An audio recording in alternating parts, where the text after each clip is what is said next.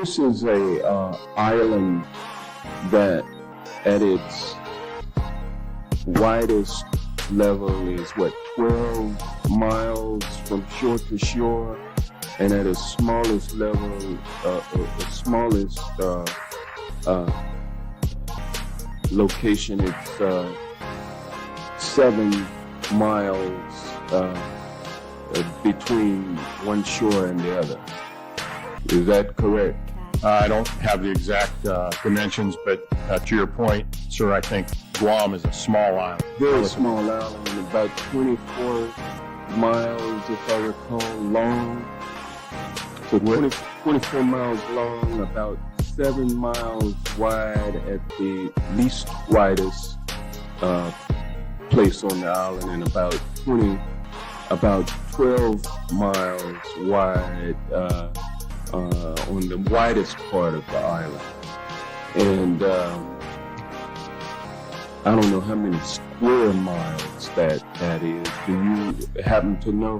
I don't have that figure with me, sir. I can certainly supply it to you if you'd like. Yeah, my fear is that the whole island will become so overly populated that it will tip over and capsize.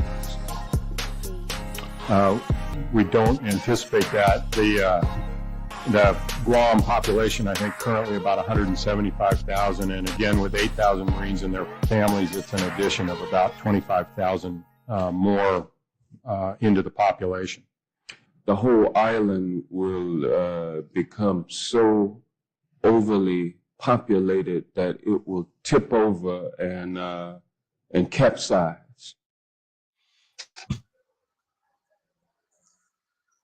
Such a classic. It's crazy.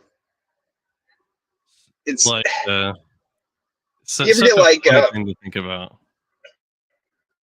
You know, you're familiar with the term like imposter syndrome, you know, where like you're like, oh, I'm not good enough to do whatever it is that I'm trying to do, you know. Yeah. You know, people out there who do that, they're professionals. I'm just some dummy.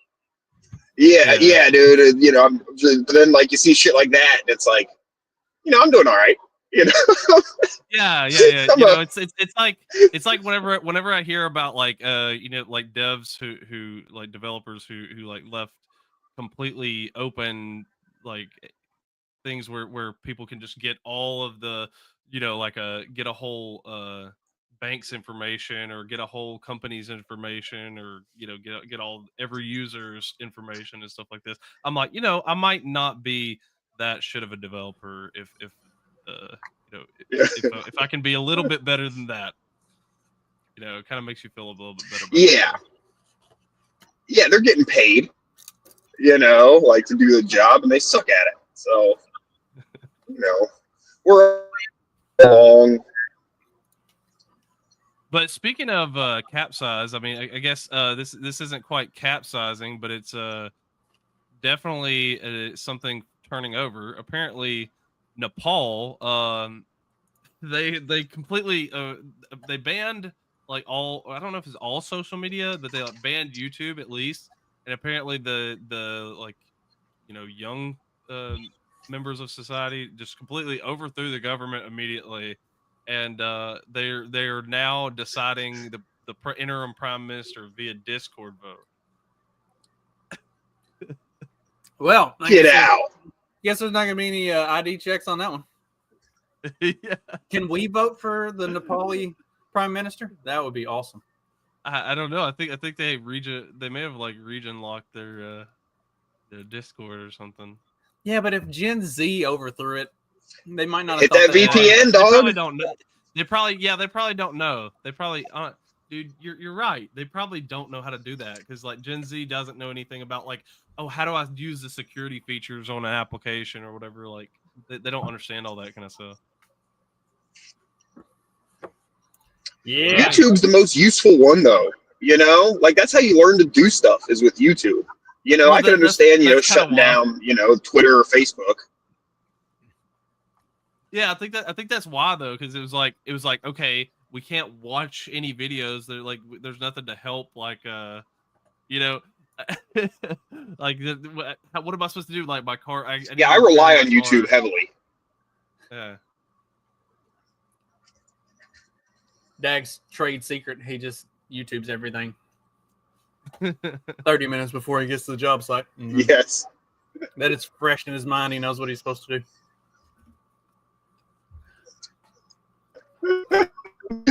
You know, or a refresher.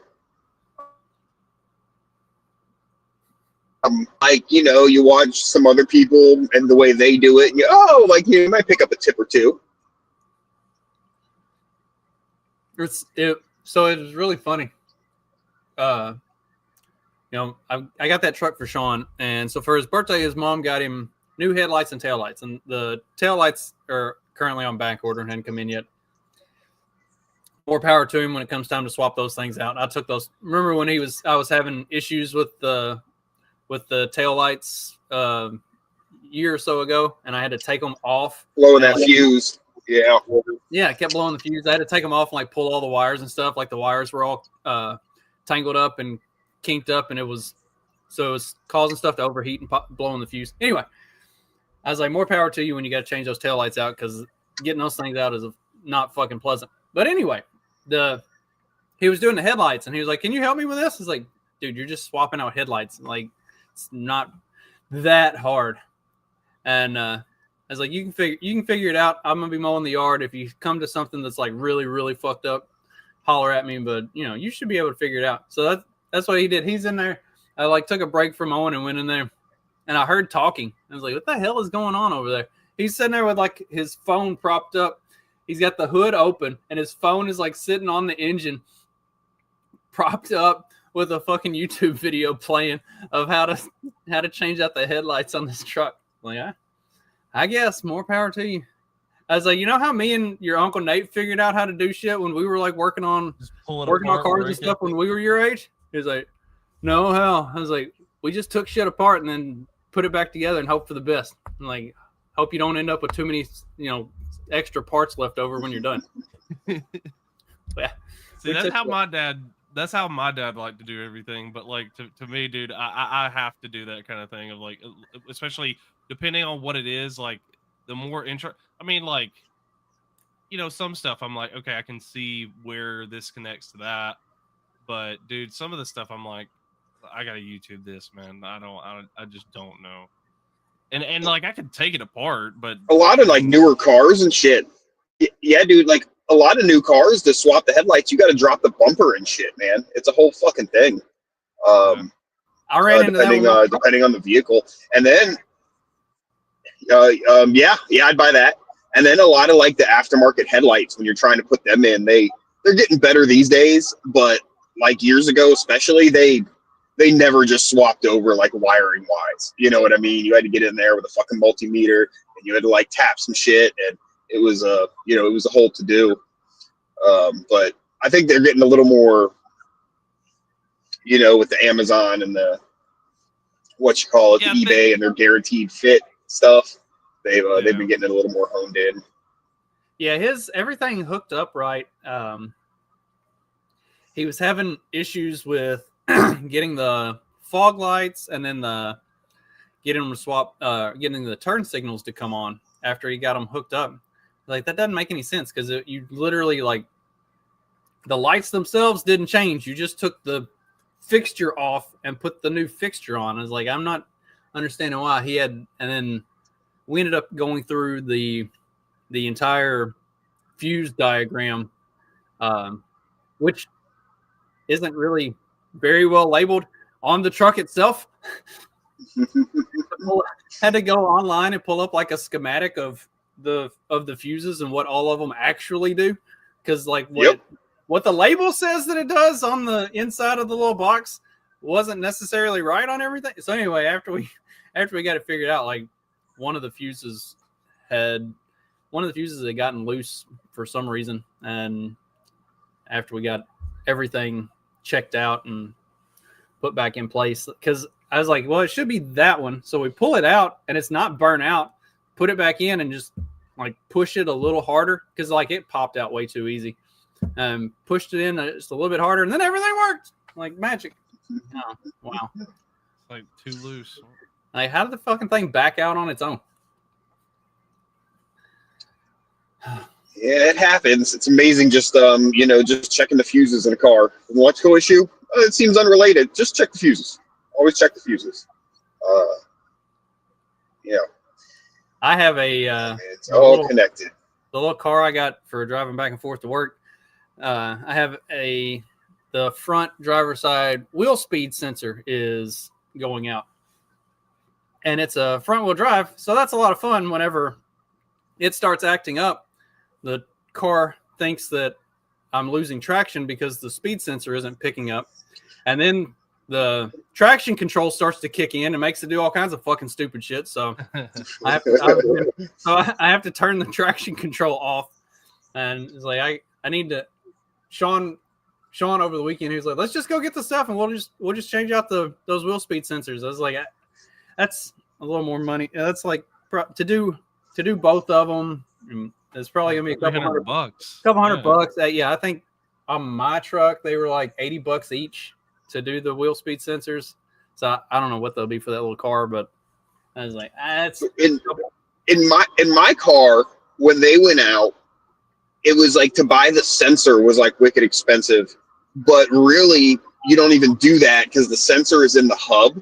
So I just replaced the hubs, and it was like cheaper to replace the hubs that included the wheel speed sensor than just buying like the sensor, and a way easier job and something that you just, maintenance wise you want to do from time to time, so it was actually, it's then you're popping the hub off of the front wheel drive car, but it's not a big job or really that scary of a job. But that ended up being what fixed my wheel speed sensor problem. So I just did all my hubs, which needed to do anyhow. So that's so dumb though. Like that you can't just replace the sensor itself without replacing the yeah, I mean it's like built in, but again it's like the same price for the part. So fuck it. The hubs, just do your fucking hubs at that point. It used to be you'd pull and pack bearings. Like when I was a kid, my dad taught me, whenever you pull those front wheels off, you go ahead and you pull the bearings out and we clean them and pack them and this and that. And that's not, on like newer cars, it's just a unit. It's just the hub. It's a unit. And on the one hand, it's like, like you said, I also lament the good old days, but it's also like, fuck man, that's 4 other jobs I don't have to do.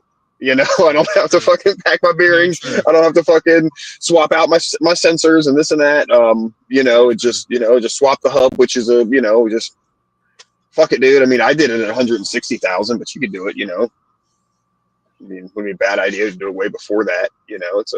It's one of those things that when you get in there and do it, you realize, this is just what holds the whole wheel of my car on, is like this bearing and these couple bolts and this and that. And there's a lot of layers of that. And it's just like, it's amazing that it's just one of these things came loose or failed. We could die in a horrible fiery crash. So yeah, I showed that's a good reminder. Kill about it. When I replaced I showed that to Sean when I replaced the bearings on my truck. It's like this is it. This is the whole thing that like keeps the wheels on. He's like, there's like 3 bolts. I was like, yeah, that's it. There's three bolts. Not even that long. They're like that long. Yep. It's not even. And then the bearing is just a thing to reduce friction. And as long as it's functioning properly, it's amazing when you think about you're driving a car at 90 miles an hour down the freeway. And it's these fucking bearings that allow it to happen. And it's like, one failure in these bearings, and that motherfucker can, seize up, fucking, or fall apart, or come loose. Just whatever, dude. Yeah, it's not even like a miracle. I mean, I guess modern science, but it's not like ball bearings and shit. Or these are a little more complicated than regular ball bearings, but still, like, it's just this amazingly simple, beautiful, mechanical thing. That one failure, and then all of a sudden you look like an Indian driving.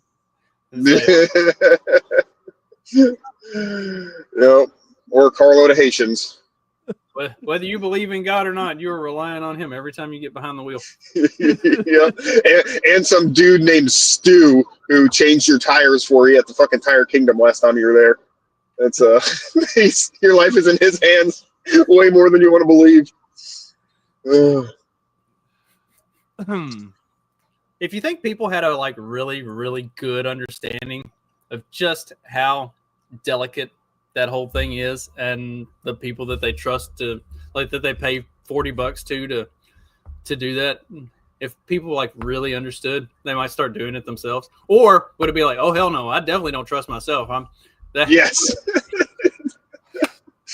Yep. And then just pick your shot diligently, you know. Nothing wrong with a guy named Stu with a big old fucking dip in his lip either. You just got to make sure he knows what he's talking about. That's all. Sometimes that's the guy you want working on your car. Most maybe of the I don't time, want to go the to guy. the cheapest place every time. So I got something on a similar vein. Another thing that can be very dangerous is like electrical, like in your house. You know what I mean? That people just sort of throw together.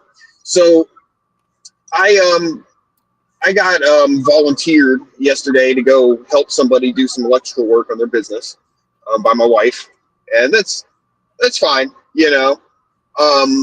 And I get there, and the dude who like runs the place is just like, "Oh yeah, hey man, let me show you where we like very like yeah, I'm a fucking employee or some shit, you know what I mean? Not somebody who's taking his own personal time out of his day, you know." Anyhow, he's like, I'm like, all right, show me this, show me that. And I'm like, all right, now leave me alone kind of thing. And he's like, yeah. And he's like, you know, he goes, you know, I'd do it myself, but I just don't have the tools. I just don't have like the multimeter and stuff, you know, otherwise I could totally do this myself. And I'm like, okay, motherfucker, then why the fuck am I here if it's so fucking easy? And then like A, and then B, like, dude, $20 at Harbor Freight and you can get a cheap multimeter and a pencil tester. And that's all the equipment I had. You know what I mean? Like that's my specialty equipment. My meter's a little bit nicer, but like, you know, that doesn't fucking matter. You just need to see if there's fucking voltage. Really, a pencil tester is the main thing. And so I go, and the wiring's a fucking wreck, and the shit that he wanted was crazy, and him and somebody else had tried to fix it already. And like, he's like, yeah, we did this and that. And now all these breakers are blowing every time we turn them on. You know, I don't understand what that could be. So I had to get in there and fucking make it safe, and I made everything work, and I went ahead and replaced a couple switches and this and that, made it look nice because I'm a nice guy. But I was just like, fuck, man, like, why would you say like, oh, I could do this myself, you know? Or not even like, oh, can I buy you lunch? You know what I mean? Like, for fuck's sake, dude, I wasn't expecting to get paid or nothing, but you could at least like, you know, chip in something. Pretend to show some fucking appreciation. Shit, man. Some people, dude. I mean, hell, dude. Like, I always like, even if someone is offering it for free, I'm like, hey, dude, I'll pay for your lunch or whatever, you know.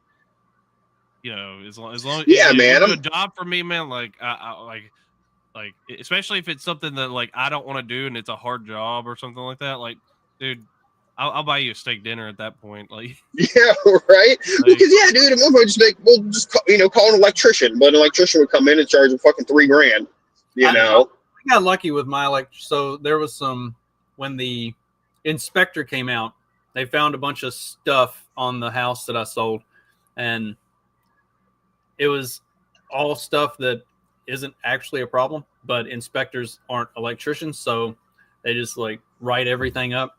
So me and the electrician went through and looked at everything, because I used to have electrical certificates and stuff and do electrical work. Most of the work I did was on like 440, but which that shit's scary. Anyway, yeah. So me and the electrician went through everything, and he was like, "All right, I'll write this up and send it to your real estate or send it to the real estate agents so that they know like this is what we actually need to fix. This is the stuff that doesn't actually need to be fixed. The inspector just doesn't know what the fuck he's talking about." So he did that, and then he took the list of stuff that actually needed to be fixed. He was like, "What of this can you do?" He was like, these are the things that I legally have to do because they have to be done by a certified electrician. He was like, but of the rest of this stuff, he's like, what of this can you do? I was like, most of it. He's like, all right, I'll meet you there. He said, if you need help with anything, cool. If I need help with anything, you can give me a hand. He's like, we'll just get it all knocked out. And then I can't, he didn't charge me much, like $500 bucks or something. It was, yeah. So between the two of us, we went through the whole house, got everything taken care of, and it was no problem. Yeah, like, I'm glad I got a good electrician that actually like knew his shit and wasn't just trying to like rake in money. And also whenever, I guess he figured out that I knew what I was talking about, because when I called him to explain what was on the inspection, like I was telling him what was up and what was what the inspector put on it versus what it actually was. And then when he was looking at it, he was like, "Oh yeah," he's like, "Yeah, that's not even something that there's anything you could do anything about." And so like we went through the whole thing. It was cool. I like getting good people that know their shit and aren't trying to fuck you over. Electricians are an interesting bunch too, because they're usually like my old man was an electrician, and so his buddies were electricians. I hung out around a lot of electricians, and they're their own class construction worker, but there's definitely like some of them who are good electricians and that like they do good work and everything, but like they, because it can be like procedural, this wire needs to go here and this and that, and you don't necessarily need to understand electricity, to do the work and really to do a decent job at it. But yeah, there's definitely some dudes who are like really good and actually understand electricity as much as science even understands electricity, which, the secret there is I don't really think they do. Well, we know this or that. No. If you read any science book about electricity, like science books about electricity are just like, wow, it's magic. Current travels. Yeah, electrons move through a conduit. They fill in the space of empty spaces for electrons. But then here's what's always funny to me is like, so we see positive and positive and negative, and let's say in a direct current system, the way we imagine it is it goes from electricity moves through the system from positive to negative, and that's how we design the system, and that's how we that's how we decide where fuses go and stuff like that. But actually, electricity goes negative to positive because they look at the way the empty spots or something like that. So it's like, it's when I do my schooling for this, they're like, just it goes positive to negative. Like it doesn't really, but just forget about the fact it doesn't go positive. It goes negative to positive. Just pretend it goes positive to negative, and that's that's how you design stuff. But it's like, wait, what? Like so what's the what's kind of the truth here? But if you're good at math, that helps. I'm not great at math, so that but if you're really good at math, then that really can help you be really, really good with it, electronics and everything. But yeah, man, I mean, it's still, the best technician in the world is going to go, well, did you turn it off and then back on again? That's kind of that's the first step for everything. I don't know, something's not right in there. Just turn it off and back on again, and we'll work from there. Well, it's like go check your relays, go check your check your is it flipping your breaker? What's going on with why is it not working? Then relays a flick. Trey does IT. 90% of his day is just saying, have you tried turning it off or turning it back on? Did you check if the power is plugged in? I don't quite do that kind of stuff anymore, but mine is usually like what did you do to screw this up on the website? Like, let's trace your steps. Yeah, trace your steps. Dude, the only real electrical work that I've had to do in this house was like there was one time they fucked up the 3-way relay, and I was like, why does my light not the relay just dies whenever I tried to replace I replaced one of the lights on the 3-way relay or the switches. I replaced the light switch, and then when I replaced the switch, I thought it was just swap it out, like swap out that. And then all of a sudden, I go to flip it and just shit didn't work. Like I got my dad over here and he was like, oh, it's because, I guess it was just how I, wrapped it on there onto the switch. Apparently you're supposed to configure it in a different way than what I was expecting. Well, at least you had him to help you out. At least you didn't have to YouTube it. Yeah. Oh, shit, YouTube and electrical Thank God stuff. for YouTube. I don't know if I trust everything that I don't trust much that I'm one of those people, like, not only I need to like actually know that it completely works. I'm not gonna just trust everything. I'm not blind faith. Yeah.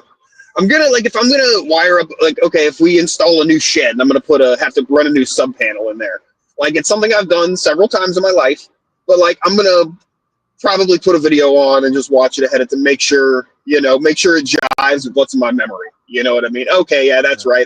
Oh yeah, that's right.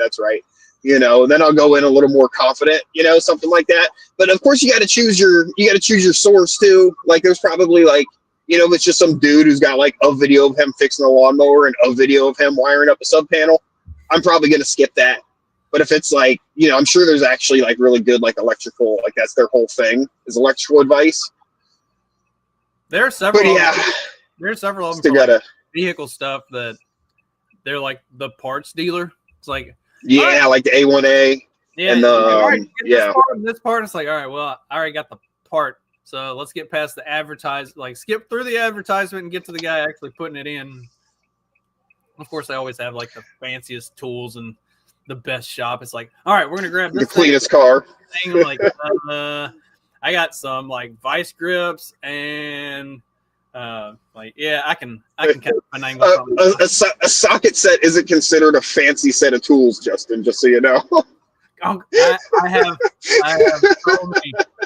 have so many sockets. I organized them last summer, and then between me and Stephanie and Sean doing stuff with his, like Stephanie doing stuff around the house. I don't know why. Oh, you ain't never seen that 10 mil again. I used to have like 6 of them, and now I've got one that I keep in the drawer in here. That way I know where it is all the time, and nobody else knows that it's in here except for you two now. I'm coming for your 10 mil, dude. Luckily, the job Sean had over the summer, like I guess kind of as like a parting gift at the end of the summer, they got him like a really nice tool set. So he has all of his own shit. So now he doesn't have to fuck with my stuff. Which then he's gonna be a smart ass. Last time we were working on, like, he had worked on his truck, and then I was gonna pull my truck in and do some stuff on it. And he's like, "You want me to just leave my tool set in here for you?" I was like, "Fuck you, dude. I've got like every tool on the planet. I just don't know where they all are." Yes, that is the bane of my existence too. Like it's like I know I've got, you know, this socket or whatever that I need. I just gotta go find where it is and you know, pull it out of some drawer that I stuck it in for some dumb reason. Well, I always get clever and I like sit it somewhere that I think I'm going to remember that's where there it was. Yeah. And then the next time I'm working on it, I go to where it should be, not to where I was, you know, cute and put it where I would remember it. So I forget that it's there. And then I look through every other drawer. I'm like, where the fuck is it? It should be right here. And then I'm like, oh, glance over and there it is. I'm like, oh, God damn it. Anyway. Yeah, that's definitely like that.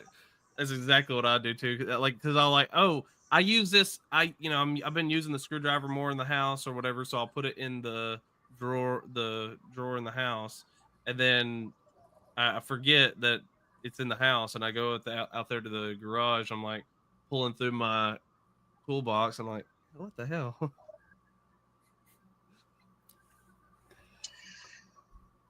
Yeah, buddy. All right, we've killed like half the show on tool talk, tool time. It really has been an old man morning. I'm on my way. I'm going to work, but there's this like sandwich shop, and I've heard like commercials for it on the radio. I've never like been, you know, the local radio. It's like this one little. It's called, I'll give them a free plug, Uncle Nick's Italian Deli, and part of me just wants to say what. That sounds awesome. Uncle Nick's. Oh, yeah. Like everything about that. And local radio ads for it. I mean, I'm sold. Yeah. Yeah. And the small non-corporate radio station, you know? Yeah, dude. And it's funny. It's like the commercial is like, you know, if I wanted to be offended, you know, but it's very like, you know, Italian stereotypy and like kind of like mafia-ish. Hey, you know, come on down. We'll make you a sandwich you can't refuse, you know, kind of shit, you know? But I finally went the other day, dude, and dude, they got like a market and everything in there with all like the Italian foods, and bro, they've got like pastries look dank and like real fucking like bagels. I'm going to get me like a real fucking like bagel this morning, sandwich, and you know, they got the name of the shit you can't pronounce and everything on the menu's named after, grandma, you know, or Nona Ita's fucking cannolis or some shit, you know. Dak Brown's new favorite spot. Yeah, man. Yeah, well, I found, dude, they do breakfast. They're open at like 6:30 in the morning. I'm like, fuck yeah, dude. Like a real Wait, breakfast place. It isn't fucking McDonald's. Yeah. Wait, is it did you say it was a sandwich shop? And they do breakfast? Yeah, dude. Bacon, egg, and cheese bagels. They do the bagels and shit. Like they make all their own fucking like real bagels. And I know that's not like an Italian thing. It's just a fucking, New York deli thing or whatever. But I'm down for a good fucking bagel. Not a fucking Dunkin' Donuts bagel. A real fucking bagel. Yeah. Yeah. Yeah, man. Fucking real cream cheese on that bitch. Yeah, man. I was already starting to get hungry. Now you really ruined it, Dag. No. Now I'm gonna go be a fatty and be guilty about it. Like, never feel about being a fatty. As someone who is not wanting to lose weight and lost a lot of weight, be fat. Fuck it. Don't feel bad about it. Count your blessings while you have a working esophagus. Right. Be happy to be fat, because one of these days, 30 pounds of that might just melt away for no fucking reason. Oh shit. Well, I'm just always happy to find non-chain restaurants. You know what I mean? That are fucking awesome and popping. They're so rare these days. That's something that I hate. Like if we're traveling or something, and it's like, all right, where y'all want to go to eat? And they're like, oh, let's go to like Buffalo fucking Olive Garden or some shit. Like, no, I don't know. Let's find something that's like at least unique to the area. Like when we went out to Montana, there was a like a pizza buffet place. I can't remember the name of it now, but like we don't have them around here. I'd never heard of it before. I guess it's like CC's? No, it's we have CC's around here. Like Pizza Ranch or something. I can't remember. It was something. It was something goofy. Ooh, I like the sound of that. Yeah, it was just right down the road from the hotel. I was like, all right, we're gonna go hit the Pizza Ranch. Like it's buffet style. Let's just do it. It was badass. That was some of the best pizza I've ever had in my life. Then on the way back, we found just like a local steak shop in Wyoming, or like a steakhouse. Hell yeah, that's beef country, boy. It was not cheap, but man, that was one of the best sirloins I've ever had. Everything was expensive, and it was 1,000,000% worth it. Especially steakhouses are like one of those restaurants. Like if I go to like a new city for work, and I'll be like, you know what, I'm gonna get a steak tonight. I've learned like you can't like Google like steakhouses near me, because like I'm looking for like a Longhorn at best, like as far as what I'm looking to spend, like a Longhorn or a Texas Steakhouse, something like that. But it always pulls up all these steakhouses that like in almost any city that it's like they're not advertised anywhere, you never hear about them, but it's like it gives you like the price of like a meal, on Google, and it'll be like $150. Like, oh shit, that's right. Those restaurants are not for me, And then if you're lucky, there's a Rachel's, which is a strip club / steakhouse, also way too expensive for me, on either front there. But yeah, man, that's one of those that there are nice steakhouses everywhere that you just they're out of our league, for sure. But they're probably pretty good. Like local steakhouses are probably good, but like a lot of them, yeah, like you said, they're gonna be super overpriced for what like I'm just getting, man. I just want a good a good sirloin or good ribeye and some sides. I find a barbecue usually is hard to go wrong. If I'm in a town that I'm not familiar with and I don't want to eat at a chain, there's usually a barbecue place somewhere, and they're all a little unique, so you're getting a unique taste pretty much anywhere you go. And I mean, I'm sure there's bad barbecue out there, but it's I don't come across it. Yeah, we got Jim and Nick's is a regional thing around here. That's a pretty good one. I don't know if y'all have it that far south, Dag. You don't have No, I've never heard of them. Yeah, I guess they're more a Alabama and Georgia thing. But yeah, like that's really good barbecue. And there's like these, other small joints. Like we even have one local here that's a local barbecue joint that's not too bad. Shit, I don't even mind Sunnies. We got a bunch of Sunnies around here. I know that's real barbecue people hate me for saying so, but well, Sunny's isn't bad. Like I've been to the one, like we don't have one like super local, but whenever we would go to Pigeon Forge for vacation, there would be, you know, Sunny's up there, so we've tried it a couple times. It's not bad. It's not just like, it's not the top tier for sure. It's like and it being a chain. I mean, they're fucking everywhere down here, dude. Really? There's a lot of them, yeah. But they got a bar in them though, so I can go sit there. I don't like going to a restaurant that doesn't have a bar if I'm eating alone, because that's weird. You know what I mean? Like I don't like sitting at a table by myself. Yeah, no, I don't like that. Like breakfast places, it's like sometimes you got to deal with that, but a lot of them have a little bar. You know, like a Waffle House or something, or even just a lot of the breakfast places around here have a bar. So I'm like, oh, good, I can go sit by myself and not feel like a fucking weirdo. You know. Yeah, there's something just so unsettling about sitting at a booth or a table alone. I don't know why. Well, and you kind of get seated faster, because like normally if you're like waiting for a seat, then you know they're gonna expect to like have the whole table available. So I mean, yeah, you get seated faster. You get that's fair. And then yeah, man, for the sake of the restaurant and the waitress, like I don't want to take up a whole that's like 3 other seats you could be making money at. You know what I mean? I'm sitting here taking up. Then I feel rushed. You know, even if she's not rushing me, I'm going to feel rushed.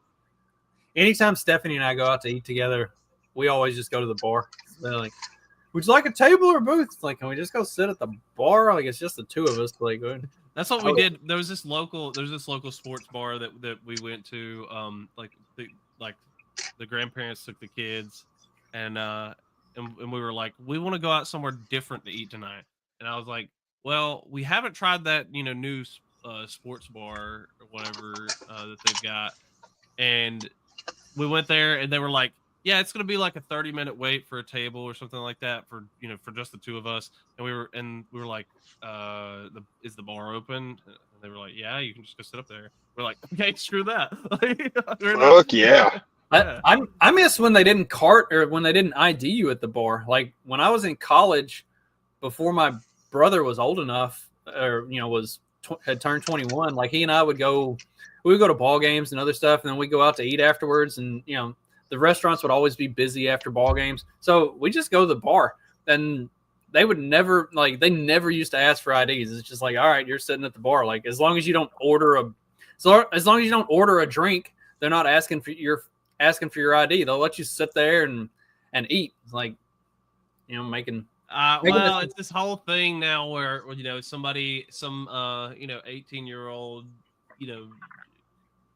goes to those, and he doesn't get ID'd, and then goes. But that's on the barkeeper. Like that's not all the rest of our fault. Like see, this is like, all right. So when I worked in the grain industry, we had a guy that fell off of a barge, and in the report for like why he fell off the barge, he very clearly in the report violated a direct safety no. And so the safety dipshits come around and they're starting to implement like these new rules for things that we need to do to keep people from falling off the barge. I said, why are we implementing new rules to keep people from falling off the barge when if that guy had just followed the existing rules, he wouldn't have fallen off the fucking barge to begin with? I was like, what you should do is fire that motherfucker. Then everybody knows, follow the instructions you've been given and don't do dumb shit that it might result in you falling off the barge. It's like, okay, if some dipshit 18-year-old orders a beer at a bar and then does something stupid, don't punish all the rest of us who didn't order beers at the bar when we were 18 years old. Fire the fucking bartender and then like deal with the problem. And this low accountability society that we live in is fucking disgusting. And this might stem from other things that have gone on this week, but that's the topic we're talking about right now. Tell me how you really feel, Dustin. Like, that sounds like a lot of personal experience lately. Well, that just seems like the lawyer or whoever deals with that shit, like at the company, like, yeah, dude, no, you broke a rule. Get the fuck out of here. We're not paying for that shit, But I guess somebody's got to pay for it. In fact, it's not whoever about got, paying. like if somebody got hurt or whatever, we're gonna fire him, and you can sue the ever loving shit out of him. Like he's the dipshit that's responsible for this. It's part of our. Yeah, because if somebody already isn't obeying rules, then it's like, why are they going to obey the next layer of rules? And all that does is just adds more beer. But then I guess you could say, oh, look, we did all this stuff to prevent it, but it just makes everything more expensive. That's what it's for, Dag. It's because it's for documenting shit. It's just that's literally all it's for. It's sign this paper that you took this course. Yes. Or that you understand the safety thing. Yep. And then we got to document it. Fuck that shit. Do the bare minimum and expect people to not be dumbasses. That's. Have you lived in 2025, Justin? Unfortunately, yes. I didn't. So following up on my yelling at the lady at the doctor's office the other day, I got a call back. The doctor feels that they provided adequate care to you, adequate care, and so the charges will stand. I was like, charges can stand all they want. I ain't giving you another fucking adequate care.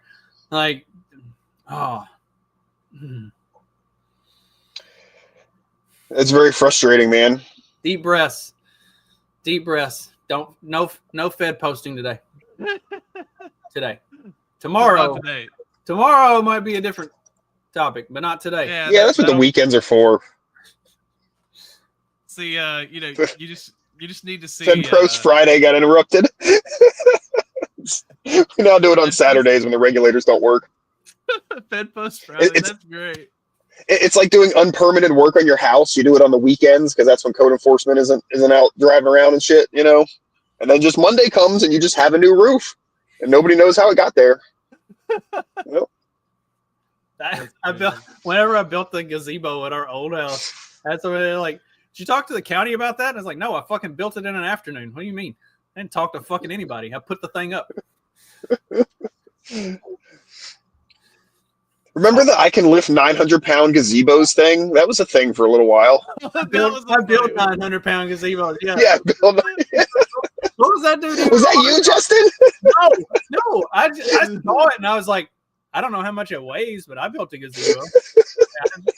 I took a picture of it and replied with it. It's like, I don't know how much it weighs. I didn't weigh it, but I built a gazebo too. What's the big deal? Oh man, that had way more legs than it should have. It was amazing. I got quite a few followers off of just posting my gazebo. People thought it was funny. To this day, I have absolutely no fucking clue what the context was for it. I just kept seeing this 900-pound gazebo shit going around, so I was just like, "Here's my gazebo." Here's the context. Here's the context. This is the vague context. I don't remember the exact discussion, but basically, it was internet tough guy talk.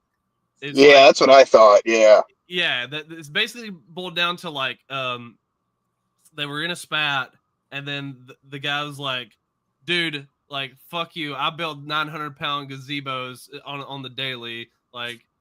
This is the kind of shit I live for, kind of thing." Your opinion isn't valid to me. Yeah, exactly. That's basically that the gist of what it was. explains why I got so much attention for my gazebo, because I had no fucking clue. I was just like, here's my gazebo. I don't know how much. Oh, we posting gazebos? Hell yeah! What's up? I built gazebo talk. I built this yesterday afternoon. I didn't weigh it beforehand, but hey, I built gazebo. Yeah, it's just internet tough guy talk. That is what it is. Hey, you know what I did yesterday?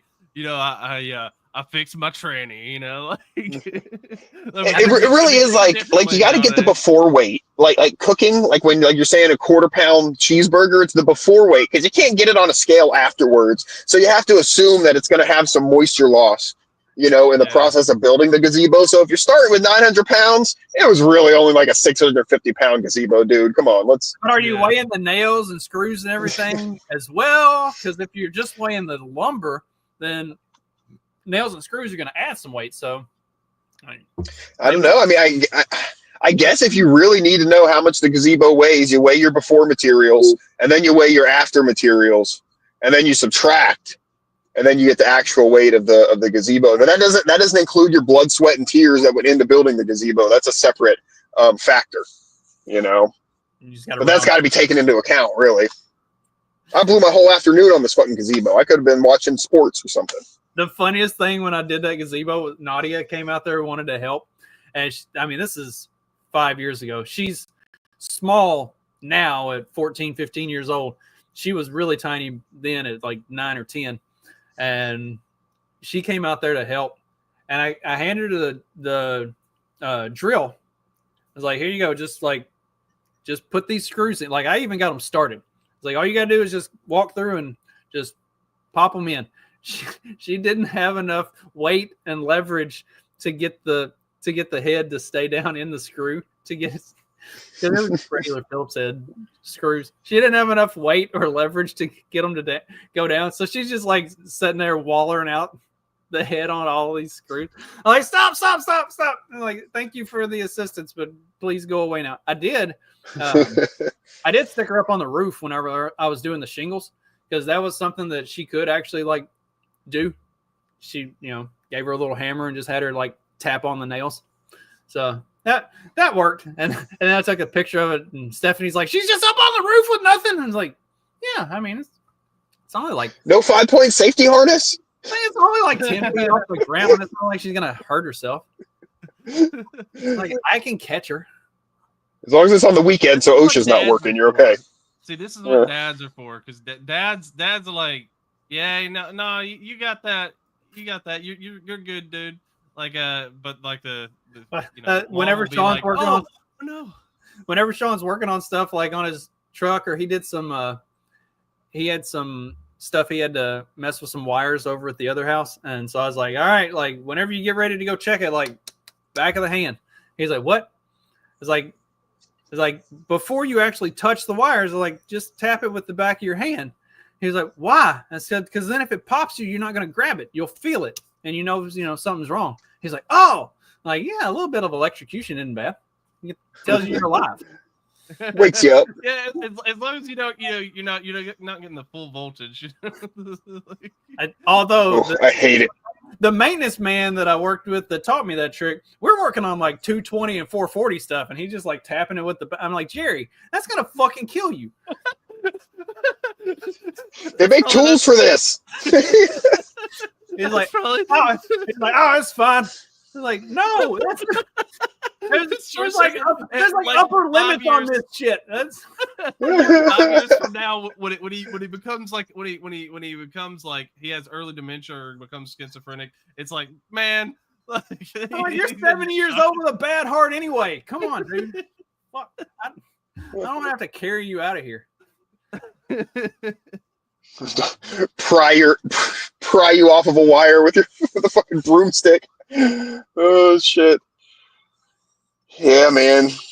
Electricity's scary. That's why I switched to cars, man. I got sick of getting electrocuted. And then now they put all kind of electronics in those things. Well, I guess until you get into hybrids or electric vehicles, it's all low voltage, so 12 volt doesn't shock you. You can just touch, the battery, the terminals, and it doesn't shock you, just because the voltage is so low. So unless you have like a cut, or maybe like your hands are wet or something, you might get a tingle. But yeah, it doesn't. Now, yeah, if you're working on like a hybrid or something, there's like these big orange wires, and yeah, you got to be careful around them, because that shit's big DC battery. It'll fuck you up. Yeah. It's much higher voltage. So yeah, it's just I've told the story in here before. There were some things like the HID lights were like 30,000 volts, but they had no ass behind them, so it'd pop like a taser, but it wouldn't really. It was just scary. It didn't hurt that bad. All the, not a lot of current. If you're familiar with voltage and watts, it's like water. You gotta do the diagram with it's like a tank of water, and then you understand. Yeah, there's like a lot of wattage, but they're only gonna send. It's only gonna send so much to you.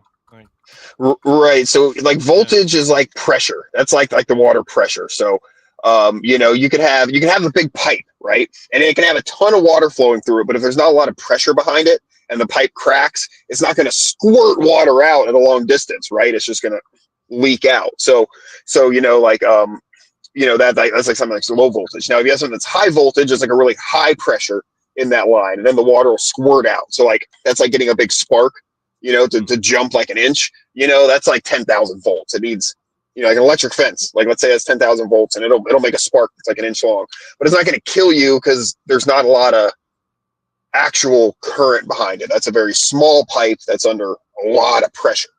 Now if you have a very big pipe that's under a lot of pressure and it cracks, that's a huge disaster, right?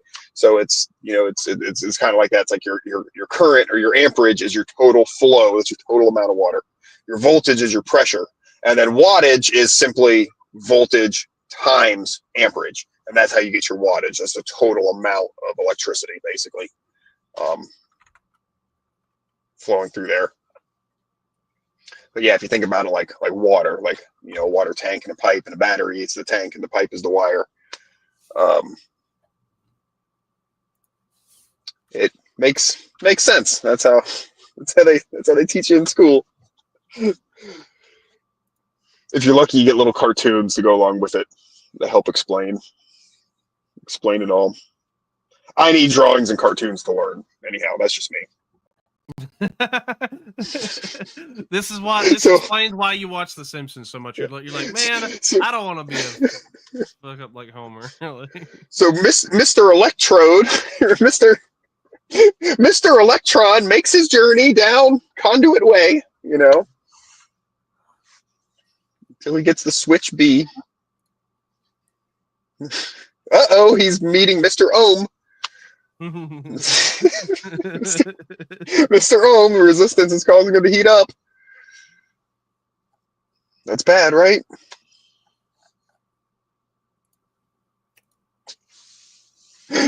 Sorry, guys. We went full nerd on this one.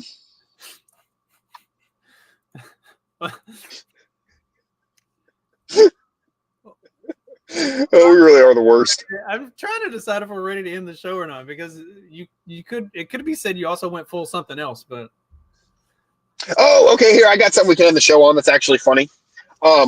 So I was working the other day and the customer was out hanging out and talking to me, which like they never do, like, oh, leave me alone while I'm working, and he's hanging out and smoking cigarettes and shooting the shit, and I'm getting kind of sick of it, but I don't want to say, hey, leave me the fuck alone, because I'm trying to be polite. So I decided I took up this new tactic and I'm going to start using it. And I just started talking about the recent thing I was nerding out about, which at the time was dung beetles. Remember we were talking about dung beetles on the show a couple weeks ago? And so I just said, oh man, and I just started very excitedly talking about dung beetles and me seeing dung beetles and giving him the history of dung beetles in Florida. And there's 3 different types that they imported now. 2 are native, but they're not dung beetles, but we got 3 dung beetles they imported in the 70s, and this and that. And after about 2 minutes, he goes, all right, well, I'm going to go on inside, and left me alone. And I'm like, yes, weaponized autism. Fucking, I'm just gonna start nerding out because nobody can get offended. Like they can't report me for being rude or anything, for being a fucking weirdo. They're gonna go, oh, bless his heart, and leave me alone. Yeah. I'm gonna get a 5-star review. Yeah. See, that's it. Dag has found the secret sauce. Like just be, what you can do is you can just go full retard.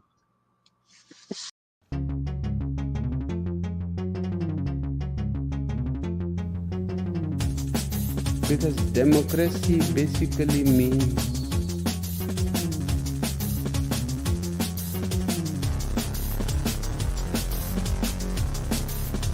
government by the people, of the people, for the people. But the people are retarded.